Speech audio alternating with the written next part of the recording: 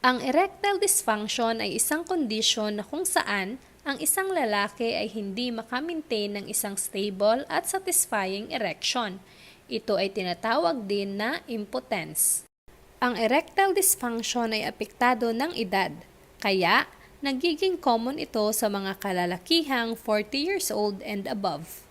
Ito ang ilan pa sa mga dahilan ng pagdanas ng erectile dysfunction. Ang erectile dysfunction ay maaaring dulot ng psychological problems tulad ng stress, performance anxiety at depression.